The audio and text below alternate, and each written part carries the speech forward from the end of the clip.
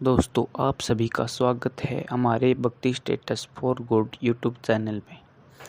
आज हम आपके लिए लेकर आए हैं जैसी करनी वैसी भरनी पार्ट 2, और जिसका नाम है आखिर क्यों हुआ भीष्म पितामह का इतना दर्दनाक अंत। दोस्तों, आप सभी ने महाभारत तो देखी ही होगी, और ऐसा तो हो ही नहीं सकता कि आप भीष्म पितामह को न जानते हो। वे भीष्म पितामह जिनके सामने अर्जुन जैसे धुरंधर भी टकराने से डर जाते थे, और जो ब्रह्मचर्य की प्रतिज्ञा को लेकर विश्व विख्यात थे, और उनको इच्छा मृत्यु का वरदान भी प्राप्त था, अर्थात वे जिस समय चाहे उस समय अपने प्राण त्याग सकते थे।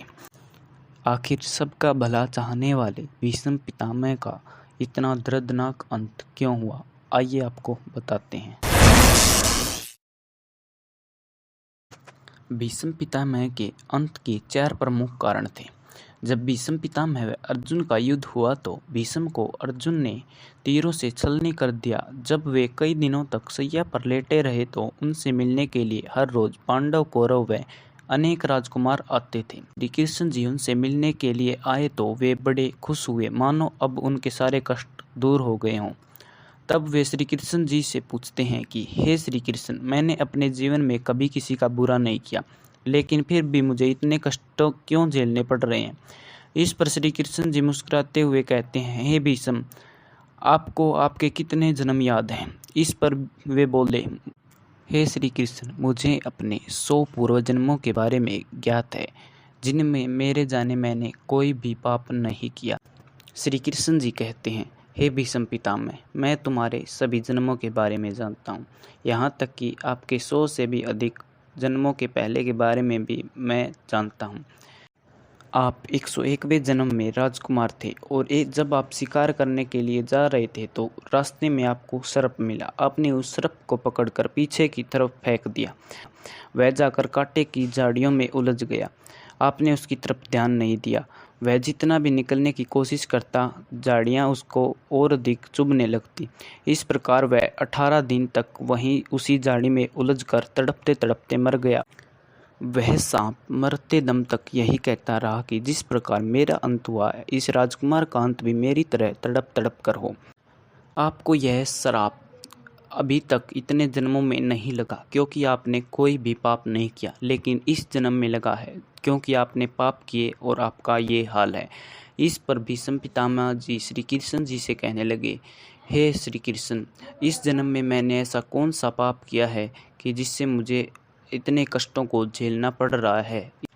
श्री कृष्ण जी ने कहा, हे पितामह, आपने अधर्मी और पापी दुर्योधन का साथ दिया, तभी से आपके पाप प्रारंभ हो गए थे, और आपके समक्ष द्रौपदी का चीरहरण किया, लेकिन आप सभा में मौन बैठे रहे। दोस्तों, अभी तक श्री कृष्ण जी ने उनको 3 पापों के बारे में बताया जो भीष्म पितामह ने किए थे।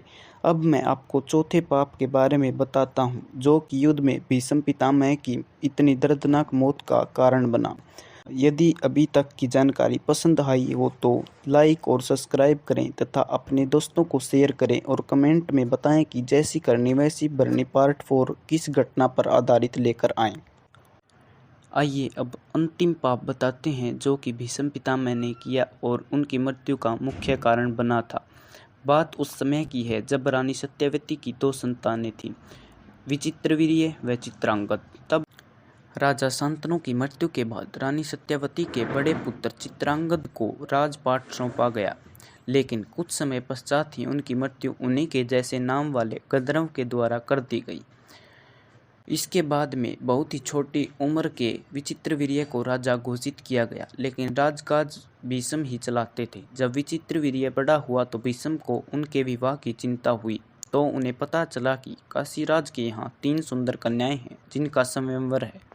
तो वे काशी जा पहुँचे और तीनों कन्याओं को लेकर तथा सभी योद्धाओं को हराकर चल पड़े। तीनों कन्याओं में ज्येष्ठ कन्या अम्बा सौंप देश के राजकुमार सालव से बहुत प्रेम करती थी और मन से अपना पति मानती थी। जब भीष्म पितामह उन तीनों कन्याओं को लेकर चले तो उनका सामना करने के लिए सालव आया, जो कि अम्बा से बहुत प्रेम करता था, लेकिन वह उनका अधिक समय तक मुकाबला नहीं कर पाया और हार गया। इसके बाद तीनों कन्याओं को लेकर भीष्म पितामह हस्तिनापुर जा पहुँचे। जब वे हस्तिनापुर पहुँचे तो विचित्रवीर्य के विवाह की पूरी तैयारी की हुई थी तथा अम्बा ने भीष्म पिता से कहा कि मैं सालव को अपना पति मान चुकी हूँ। तो भीष्म कहते हैं कि आप उनके पास जा सकती हैं। तो अम्बा सोम देश के राजकुमार सालव के पास पहुंची तो उन्होंने कहा कि आप भीष्म के द्वारा जीत ली गई हो और मैं एक क्षत्रिय हूँ, मैं आपसे विवाह नहीं कर सकता क्योंकि यह मेरे लिए अपमान की बात है। तब अम्बा रोती हुई वापस भीष्म के पास जा पहुंची और अपना हाल सुनाती है। तो भीष्म विचित्रवीर्य से कहते हैं कि तुम अम्बा से विवाह कर लो, लेकिन विचित्रवीर्य कहता है कि मैं ऐसी स्त्री से विवाह नहीं कर सकता जो किसी और से प्रेम करती है। तो अम्बा को भीष्म कहते हैं कि तुम सालव से प्रार्थना करो, वह तुम्हें जरूर अपनाएंगे। लेकिन अम्बा शर्म के मारे वापस सालव के पास नहीं गई, यहाँ तक कि उसने भीष्म से अनुरोध किया कि वे उनसे विवाह कर ले, लेकिन उन्होंने अपनी प्रतिज्ञा का हवाला देते हुए मना कर दिया। तो वह रोती हुई वहाँ से चली गई और अपने इस हाल का कारण भीष्म पिता को मानती हुई तथा उनसे बदला लेने के लिए सभी राजाओं के पास जाती है। लेकिन सभी राजा भीष्म के प्रताप से परिचित थे और किसी ने उनसे लड़ने का साहस नहीं किया। वह परशुराम के पास जा पहुंची और अपना सारा हाल सुनाया। तब परशुराम बोले, मैं तुम्हारा विवाह सालव से करा सकता हूँ, वह मेरा प्रिय है, वह मुझे मना नहीं करेगा। लेकिन अम्बा उनसे भीष्म वध का अनुरोध करती है। तो परशुराम युद्ध के लिए चल पड़ते हैं तथा दोनों योद्धाओं के बीच कई दिनों तक युद्ध चलता है, लेकिन कोई परिणाम नहीं निकला। तो परशुराम ने युद्ध को छोड़ दिया और हार मान ली। अब अम्बा के पास कोई रास्ता नहीं बचा। वह कई वर्षों तक तपस्या करती है। तब कार्तिकेय जी प्रसन्न होते हैं और उस ऐसी माला देते हैं जिस माला को जो भी पहने वह भीष्म पितामह को परास्त कर दे। अम्बा इसे लेकर कई राजाओं के पास गई, लेकिन सभी ने इसे पहनने से मना कर दिया। तब वह पांचाल नरेश द्रुपद के पास पहुंचती है, लेकिन आखिर में वे भी उनको मना कर देते हैं। तब वह उस माला को वहीं पर छोड़कर चली जाती है और वापस कई वर्षों तक वन में तपस्या करती है। तब महादेव जी प्रसन्न होते हैं और कहते हैं कि तुम अगले जन्म में फिर से अवतरित होगी और भीष्म पितामह के अंत का कारण बनोगी। तब अम्बा ने स्वयं को अग्नि में जला लिया और अगले जन्म में वह पांचाल नरेश द्रुपद के यहाँ कन्या पैदा हुई।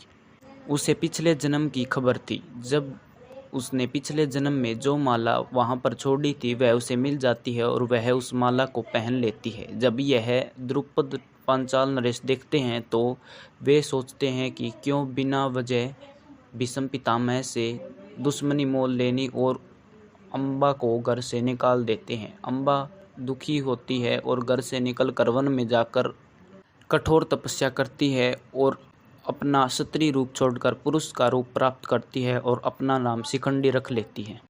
और जब महाभारत का युद्ध होता है तथा अर्जुन व भीष्म पितामह आमने सामने होते हैं तो शिखंडी ही अर्जुन का सारथी था। भीष्म पितामह जानते थे कि वह अम्बा ही है और उस पर बाण नहीं चलाता, और इसी बात का फायदा उठाकर अर्जुन ने तीरों की बरसात कर दी, जिन्होंने भीष्म पितामह के शरीर को छलनी कर दिया। जिस प्रकार इतने बड़े ब्रह्मचारी भीष्म पितामह को अपने जीवन में किए पापों का पश्चाताप अपनी कष्टदायक मृत्यु से करना पड़ा, उसी से जुड़ी एक लोकोक्ति है, जैसी करनी वैसी भरनी, वह प्रमाणित होती है। इसलिए हमें जीवन में पापों को त्याग कर अच्छे कर्म करने चाहिए, क्योंकि हम जैसे कर्म करते हैं हमें वैसा ही फल प्राप्त होता है। क्योंकि कर्म करना मनुष्य के अधीन है, पर फल देव के अधीन होता है। आज की वीडियो में इतना ही, मिलते हैं अगले वीडियो में, तब तक के लिए धन्यवाद। वीडियो देखने के लिए शुक्रिया।